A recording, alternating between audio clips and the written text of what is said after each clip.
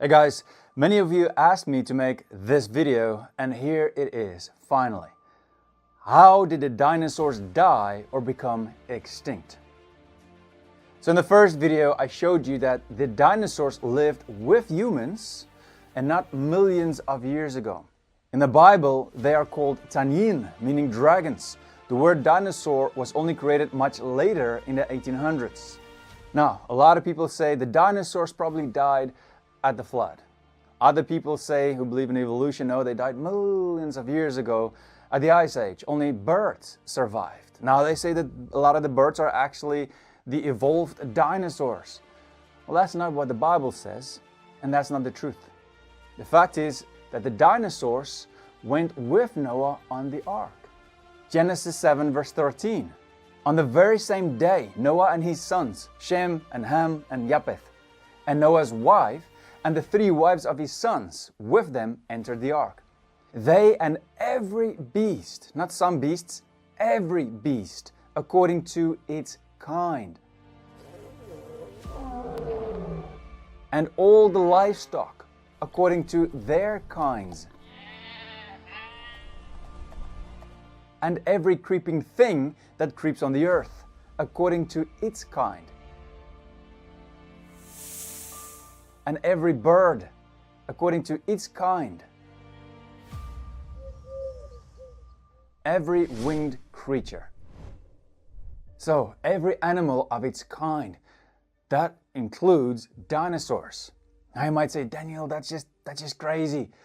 Dinosaurs are huge. So there's no way that huge dinosaurs could have been brought on the ark with all of the other animals as well.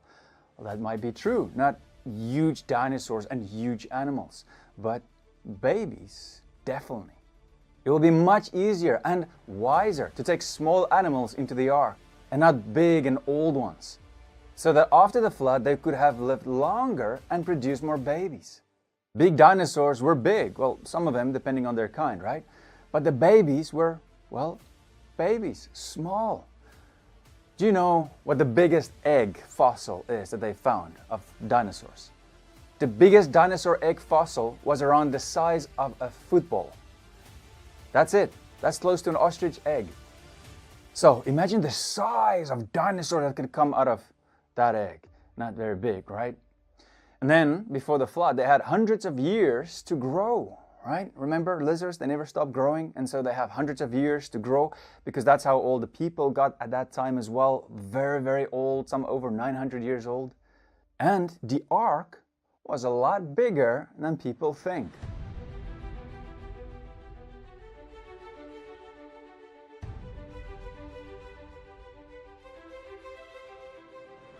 The Ark Encounter in northern Kentucky shows us. They created the Ark replica according to the instructions of the Bible, and so doing proved that it was possible to bring so many different animals on the Ark.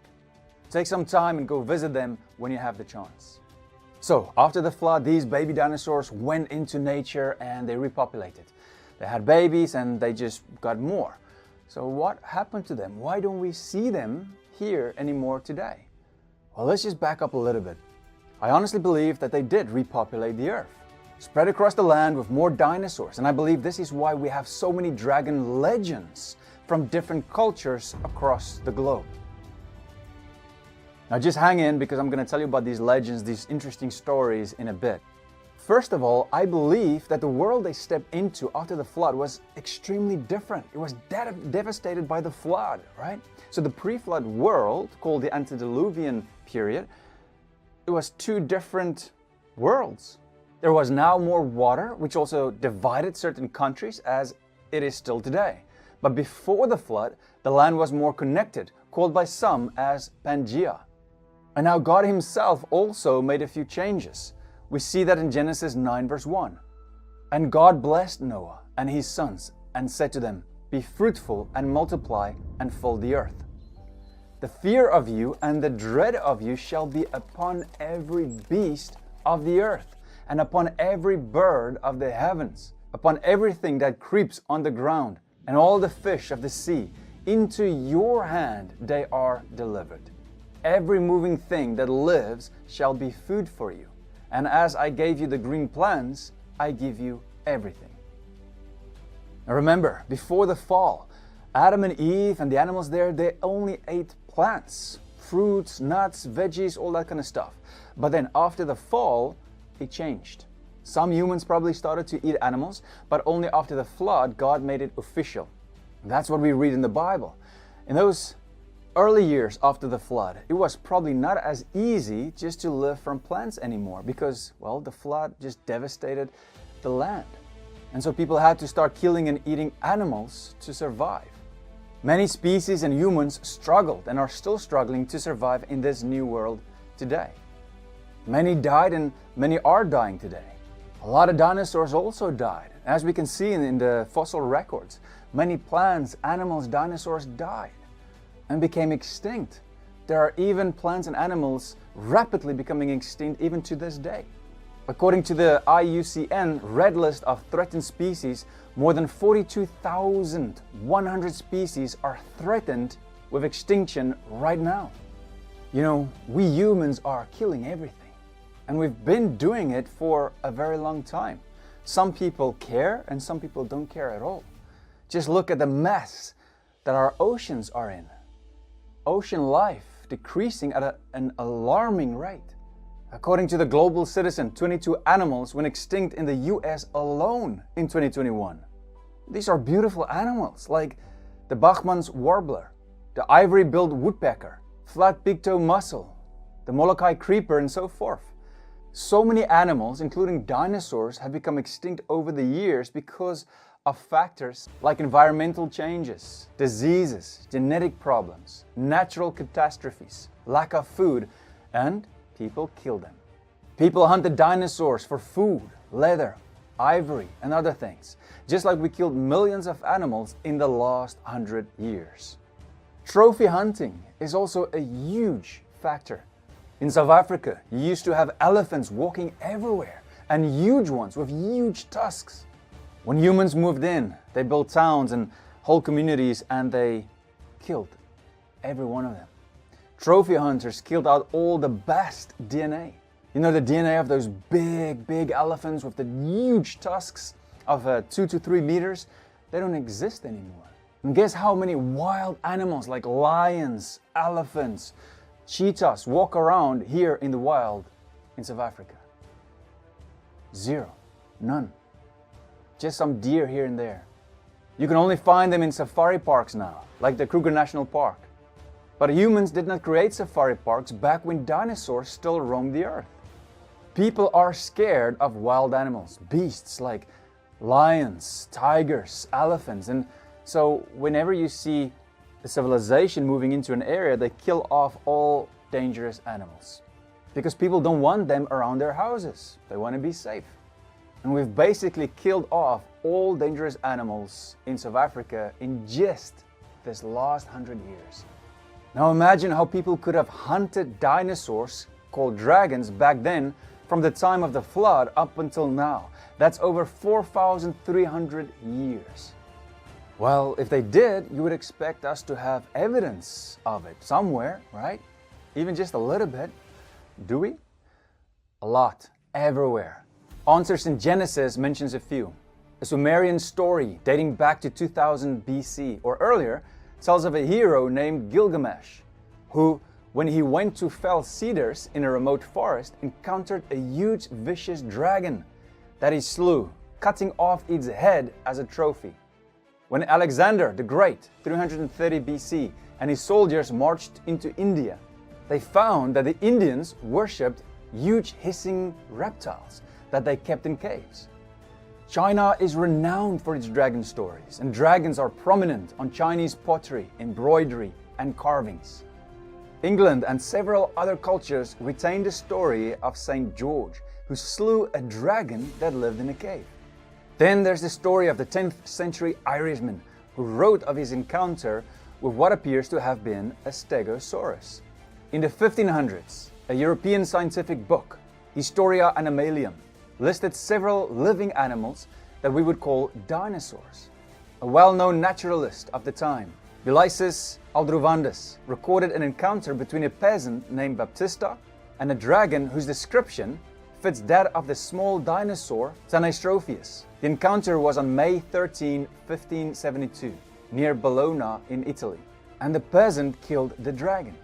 Many petroglyphs, drawings carved on rock of dinosaur-like creatures have also been found. I can go on, but you need to know that almost every culture has stories with dragons, aka dinosaurs. And why, if humans did not live with dinosaurs, dragons, why is there art everywhere with us and dinosaurs together? Art and stories? The Institute of Creation, ICR.org, says dragon art defies millions of years. Like this drawing of the ancient Peruvian sauropod, showing how people hunted dinosaurs in groups. And then ChinaDaily.com shows us these dragon-shaped patterns on bronzewares from different time periods in China. Here's more. They found over 32,000 of these 300 BC dinosaur Mexico figurines. This 2100 BC Egyptian pottery showing long-necked dinosaurs. Vikings used dinosaur art, like this 900 to 1000-year-old Viking medal. Here's another dinosaur on an 800 to 550 BC Babylon stone. Here's another dinosaur on the back of this 100 after Christ Nile mosaic. Take a look at this one, 1500 after Christ, Peruvian stone with dinosaurs as well. Look, the list goes on, and we have many interesting stories of dragon encounters, like the famous Greek historian Herodotus, who wrote about seeing a dragon, aka dinosaur. He said, "I went once to a certain place in Arabia, almost exactly opposite the city of Buto, to make inquiries concerning the winged serpents. On my arrival, I saw the black bones and drips of serpents in such numbers as it is impossible to describe. The winged serpent is shaped like a water snake. Its wings are not feathered but resemble very closely those of the bat." And then he continues, he describes a few more things, and then he also describes their habitat. He wrote, "The place where the bones lie, as at the entrance of a narrow gorge between steep mountains, which there open upon a spacious plain communicating with the great plain of Egypt. The story goes that with the spring the winged snakes come flying from Arabia towards Egypt, but are met in this gorge by the birds called ibises, who forbid their entrance and destroy them all." The History of Herodotus, Book 2, page 106. Ask yourself, why do people, thousands of years ago and even hundreds of recently, why did people write and create art about dinosaurs on pottery and on walls and cave paintings? Why? Because they saw them with their own eyes. They were real. Why do we see that the Bible talks about dinosaurs in books like Job and even Isaiah about a flying dinosaur? Because they existed, not millions of years ago, but recently. Isaiah 14 verse 29, "Rejoice not, O Philistia, all of you, that the rod that struck you is broken. For from the serpent's root will come forth an udder, and its fruit will be a flying, fiery serpent." Most of you probably heard about Beowulf. It's a very interesting, entertaining story these days, but it's a real story, an Anglo-Saxon story. This was between 495 and 583, and tells us how he killed a monster called Grendel, and its mother, which was a fiery flying serpent. There are other stories as well of great dragon slayers, like Martha of Tarascon, 48 to 70 after Christ in Tarasc. St. Sylvester, 300 after Christ in Italy. Sigurd, around 400 after Christ in Northern Europe. Tristan, around 700 after Christ in the British Isles. Did you know that there's also some evidence of Philip, one of the apostles, that he killed a dinosaur, a dragon? Yeah, stories from the early church fathers. Now, this is not recorded in the Bible, so I won't say that I fully agree with this, but you can read in it. Some of these books, like this one, the New Answer book, you can do your own research and read all about it. It is very interesting, and it could have been true. It also contains stories about John Calvin and Charles Spurgeon that talks about dinosaurs, dragons. This fourth book, guys, get it if you can. It also shows a lot of petroglyphs, The famous one by the Anasazi natives. The dinosaur looks like a sauropod. We also see the dinosaur with spikes near Lake Superior in Canada, a flying dragon in Utah, a Stegosaurus-type dinosaur in Angkor, Cambodia, a dinosaur on the 8th gate of Babylon, and a few others. Did you know that just around 100 years ago, it didn't say that dinosaurs were extinct? I'm talking about the dictionary here. It said that they are rare. And just another 100 years or so in the 1800s, the word dinosaur didn't exist. For some reason, people used to believe that dinosaurs existed. Only somehow now in our generation, they are forcing us to believe that no, dinosaurs didn't really exist in your time. They existed millions of years ago. Why? So that they can convince people to believe in a new religion, because you have to believe that it is true, the new religion of evolution, because they want us to doubt the Bible and ultimately doubt God. Now, what about recently, in just the last 200, 100 years, did anyone claim that they've seen a dinosaur? Many. Kent Hovind did actually an amazing job putting all the evidence together. So check it out. There's a kid taking a bath in a brachiosaur footprint. Picture's on the book right here on the steps. And the reason he had that big foot is because he had a big leg to hold up. His front leg is 20 feet tall. The biggest dinosaur found so far is 60 feet to the top of the head, found in Oklahoma. They say it's going to take them 20 years to dig all the bones out of the ground because it is a government project. They say when it was alive, it probably weighed 100 tons. Now, 100 tons is equal to 14 school buses put together. That means if he was to come by and step on you, you would be deeply impressed by him. You would be road pizza. In the covert of the reed and fens. Now, the word fens is an old English word that means the swamp. You know, the biggest swamp in the world is in the middle of Africa. It's called the Likwala Swamp. That swamp is huge. Most Americans don't appreciate the size of Africa.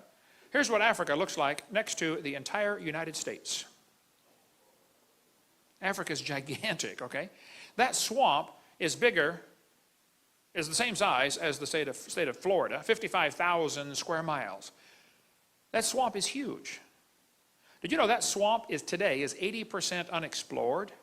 In 1885, Congo in Africa was taken over by Belgium, and it was called the Belgian Congo for many, many years.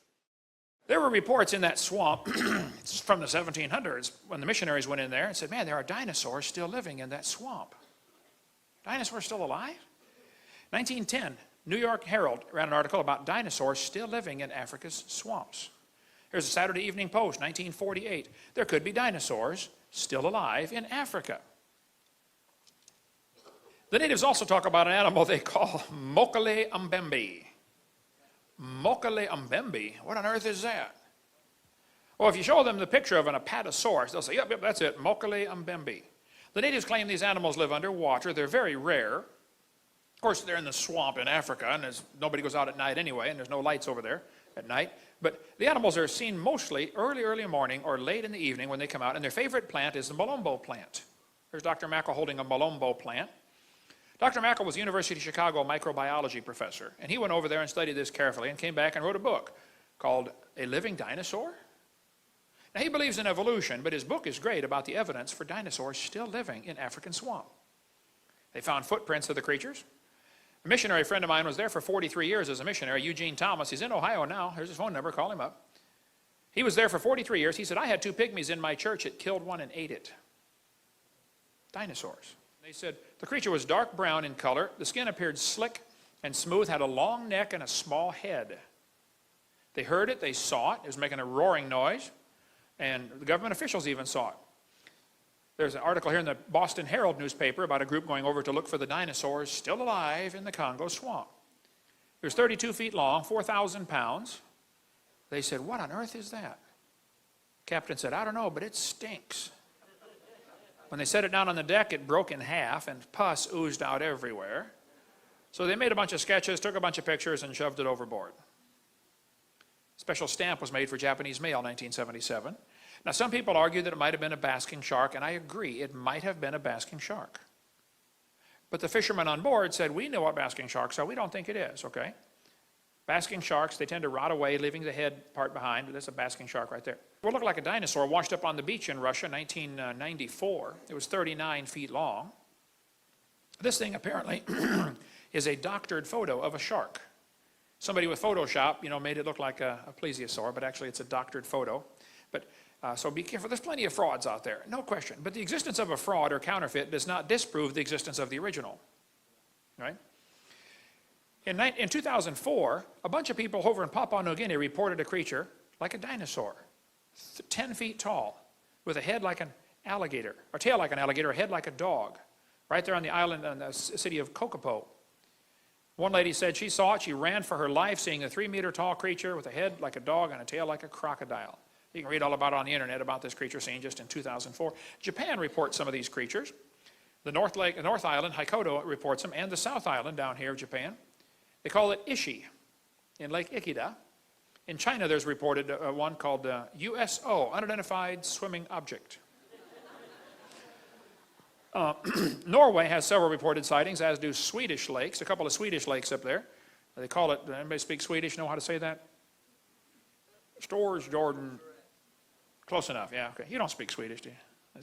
You're lying, okay. In Norway, they've got a creature. They say it's very similar to the Loch Ness Monster. Hundreds of folks claim they've seen it. It's in the news occasionally, kind of like Loch Ness, okay? Canada has reported sightings of these creatures, Canadian lake monsters. Nessie's Canadian cousin. There's a lake in the town of Kelowna called the Lake Okanagan. It's a huge lake. It's 80 miles long. I've been up there twice to speak in the town of Kelowna. The natives call this creature the Ogopogo. We sell a book on our table back there if you want to get that. The Ogopogo. Very similar to Loch Ness Monster. Thousands of folks claim they've seen that one. This article says they were the latest among thousands to see something strange in this narrow 80-mile long lake. One guy swam the length of the lake and said the thing came up under him, scared him half to death. I got news articles like crazy about this. She said, I saw Ogopogo twice, this woman says. I interviewed John Caruso. He and his family were sleeping in their boat on the lake. They're camping out on the lake in their big boat. And something bumped the bottom of their boat and woke them all up in the middle of the, early in the morning. They went out and saw 2 Ogopogos swimming across the lake. He went back, grabbed his camera. By the time he got it, it was pretty far away, but he gave me a copy of the video footage of what he saw at about, quite too far away to make out the details. But he said, look, Brother Hovind, I saw the Ogopogo. Many, many folks will go on record and saying, I have seen it. There's one in Cadborough Bay, British Columbia. There's a book about that if you want to read more. A baby caddy was found inside the stomach of a sperm whale. They say it has a short pointed front flippers and a long-necked beast with a horse-like head. One guy caught a baby one with his dip net, drew a sketch of it before he released it. He didn't know what it was, so he let it go. I interviewed this guy for an hour. These 4 guys were fishing in Canada when a creature chased their boat off Cape Sable Island, Nova Scotia, when I was preaching up there. It happened in 1992 when I met him. He said he was 67 when this happened. He'd been fishing out there since he was 5. He said this 40 to 50 foot long creature chased their boat for 1 to 2 miles. He said the neck was 2 feet thick and 8 to 9 feet long. It had 9-inch diameter eyes. He said they were 6 miles south of Cape Sable Island. He said, I don't want to see it again. That's what he told me. This thing washed up on the beach in Newfoundland. Sometimes big blobs wash up. Sometimes it is whale skin, actually. The whale dies, gets eaten, and the layer of blubber, washes up. Sometimes it's a basking shark. Parker Cove, this thing washed up in Parker Cove, Canada. I talked to many folks who said they saw it. A lot of people went and analyzed it. I don't think it's ever positively determined what it is. It might have been a basking shark, but nobody knows positively. But it's gone. People cut pieces off it. The vertebrae do tend to look like shark vertebrae instead of any other kind. It's just interesting that stuff like this washes up on the beach. He collects sightings of the Lake Memphremagog creature between Vermont and Quebec, Canada. Hundreds of folks claim they've seen something in this lake up there in Lake Memphremagog. Creature's been seen in the Potomac River. There's a book about the great New England sea serpent. There's an island off Connecticut and Rhode Island called Block Island where many folks claim they've seen creatures swimming around out there. They call it the Loch Ness Monster. One washed up in 1996, another was something else washed up in 2004, never was identified that I know of. And I interview people all the time.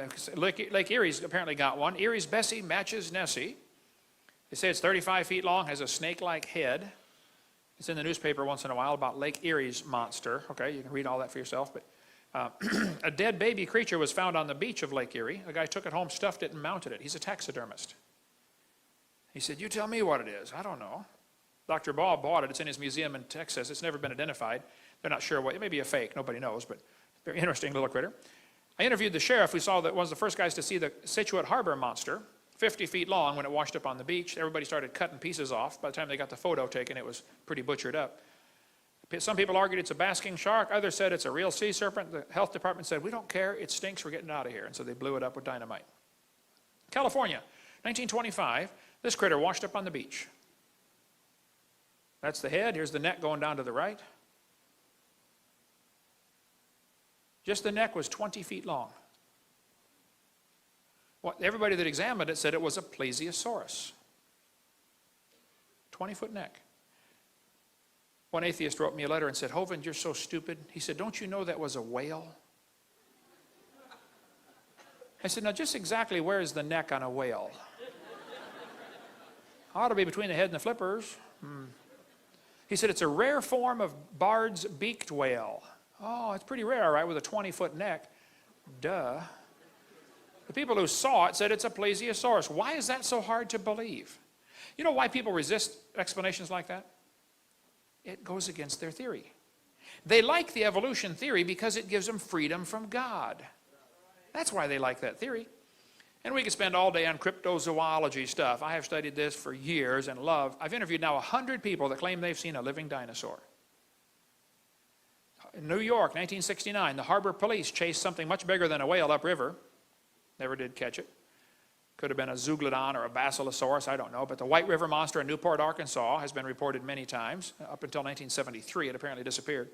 Arkansas Senate passed a resolution that said it's unlawful to molest, kill, or trample the White River monster. Off the coast of Jupiter, Florida, something's been seen similar to a dinosaur swimming in the ocean out there. You can read the articles for yourself. A lot of this stuff's on my website, Dr. Dino. You can read all about this.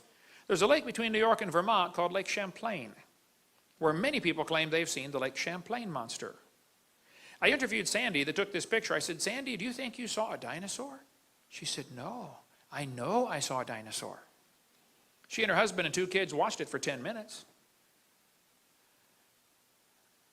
58 people on the Ethan Allen, which capsized earlier a couple months ago, some people think they all ran to one side to see something and flipped the boat over. I don't know, maybe it's just too many Twinkies, but the captain on board back in 1898 said, if you think what I saw was a fish, it weighed 3,000 to 5,000 pounds. The Bible talks about the dragons of the waters. He shall slay the dragon that is in the sea. In Pensacola, where I live, 4 or 5 teenagers went scuba diving back in 1962. One survived the trip. Here's what he said. They were going out to the sunken ship in the Pensacola harbor called the Massachusetts, and here's what he said. I've got tons of stuff on this. He said, "We were in an Air Force rescue raft bound for a sunken ship a few miles off the coast. Midway out, we were caught in a storm and dragged out to sea. When the storm cleared, we were in a dense fog. We began to hear strange noises like the splashing of a porpoise and a sickening odor like dead fish. The noise got closer to the raft, and I heard a loud hissing sound. Out in the fog, we saw what looked like a long pole about 10 feet high sticking up out of the water. On top was a bulb-like structure. It bent in the middle and went under. It appeared several more times, getting closer to the raft. The silence was broken once again by something out of the fog. I can only describe it as a high-pitched whine. We panicked. All 5 of us put on our fins and went into the water. 'Keep together and try for the ship,' I yelled. After we got in the water, we got split up in the fog, and from behind I could hear the screams of my comrades, one by one. I got a closer look at the thing just before my last friend went under. The neck was about 12 feet long, brownish green and smooth looking. The head was like a sea turtle, except more elongated. The eyes were green with oval pupils. I don't know how long it was before I heard a scream. It lasted maybe half a minute. Then I heard Warren's call, 'Hey, help me, it's got Brad. I've got to get out of here.' His voice was cut off abruptly by a short cry. 'Brad, Warren, hey, where is everybody?' I yelled back at the top of my lungs. Larry now swam with Eric and me. Warren and Brad were nowhere in sight. Right next to Eric, that telephone pole-like figure broke water. I could see the long neck and 2 small eyes. The mouth opened and it bent over. It dove on top of Eric, dragging him under. I screamed and began to swim past the ship. My insides were shaking uncontrollably. He drew a sketch of the thing that killed his friends. He said, I finally made it to the top of the ship and stayed there most of the night. Next morning, I swam to shore, was found by the rescue unit. That's the sketch Brian McCleary drew of what he saw that killed his 4 friends. I was speaking in Fort Walton Beach, Florida one time, and Valerie Bill came to me and said, Mr. Hovind, my stepson, Larry Bill, was one of the kids who was eaten. That story you are telling is correct.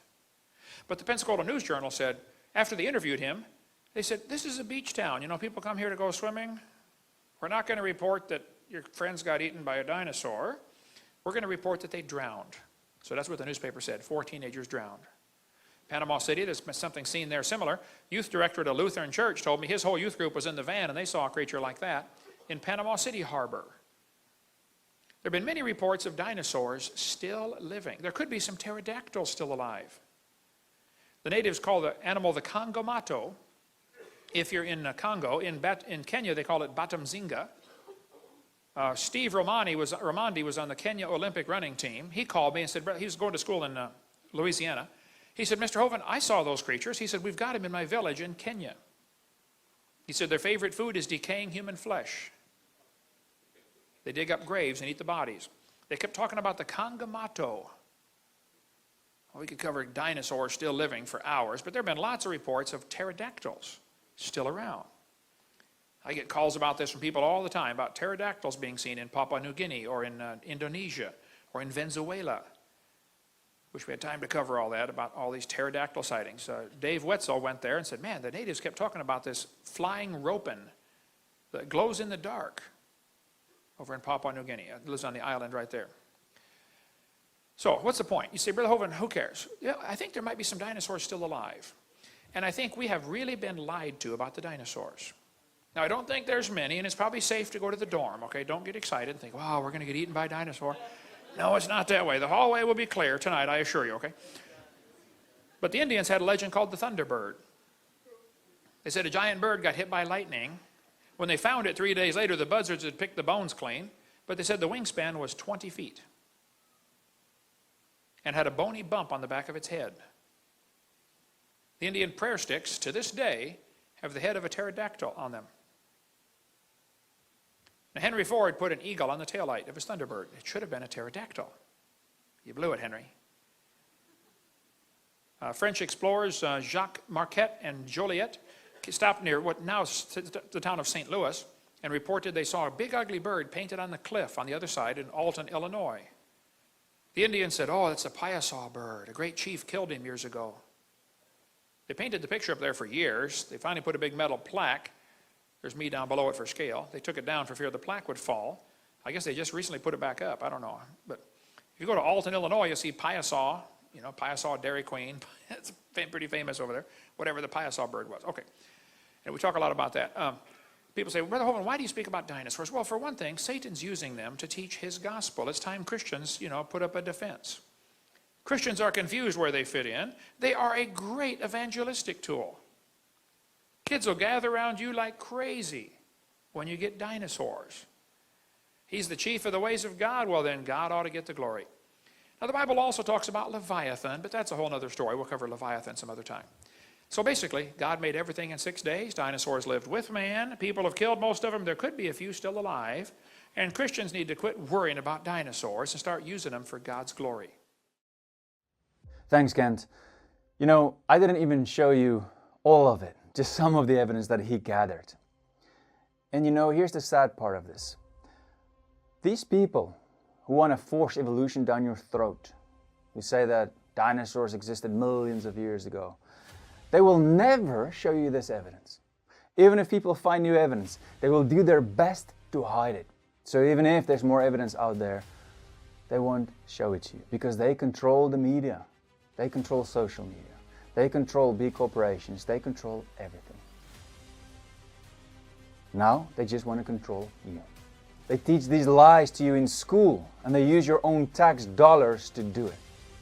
You see, they want you to believe their newfound religion, man-made religion, instead of believing Jesus Christ. Because you see, it is a religion. You have to believe that it is true instead of believing God. And they force this on everyone in school. Instead of teaching all these different worldviews and showing all the evidence for creationism, for evolution, even other religions if they want to show all the evidence so people can make up their own minds, because that's how God created us. He's given us the freedom to have free will, free choice, because He wants us to choose Him out of love, right? But no, they want to force people to just look at a one-sided religion belief, which is called evolution. And for some of you Christians out there who say the dinosaurs never existed, you need to look at the Bible. The Hebrew word is tanyin, dragon.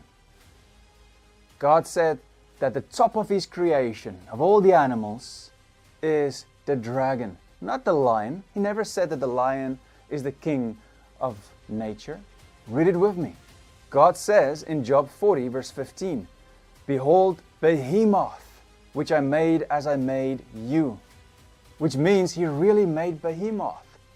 Verse 16, "Behold His strength in His loins, and His power in the muscles of His belly. He makes His tail stiff like a cedar. His sinews of His thighs are knit together. His bones are tubes of bronze. His limbs like bars of iron. He is the first of the works of God." Wow, the first of His creation, the behemoth, strong, powerful, big. And God goes on and He describes Him even more. And then He also starts to describe another dragon, Leviathan. In the next chapter, 41, "Can you draw out Leviathan with a fish hook, or press down his tongue with a cord? Can you put a rope in his nose, or pierce his jaw with a hook? Can you fill his skin with harpoons, or his head with fishing spears? Lay your hands on him. Remember the battle. You will not do it again. Behold, the hope of man is false. He is laid low even at the sight of him. No one is so fierce that he dares to stir him up. Who then is he who can stand before me?"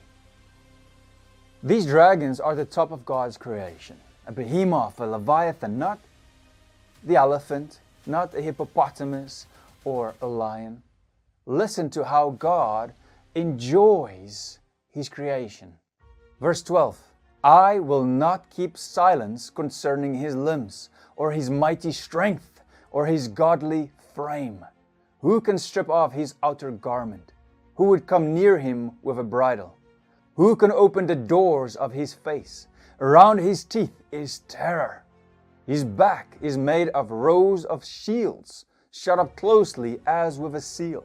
One is so near to another that no air can come between them. They are joined one to another. They clasp each other and cannot be separated. His sneezings flash forth light, and His eyes are like the eyelids of the dawn. Out of His mouth go flaming torches. Sparks of fire leap forth. Out of His nostrils comes forth smoke, as from a boiling pot and burning rushes.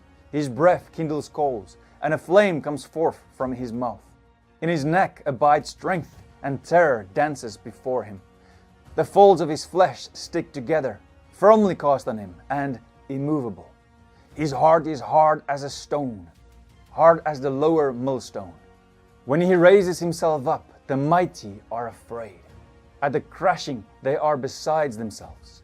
Though the sword reaches Him, it does not avail, nor the spear, the dart, or the javelin. He counts iron as straw, and bronze as rotten wood. The arrow cannot make Him flee. For Him, sling stones are turned to stubble.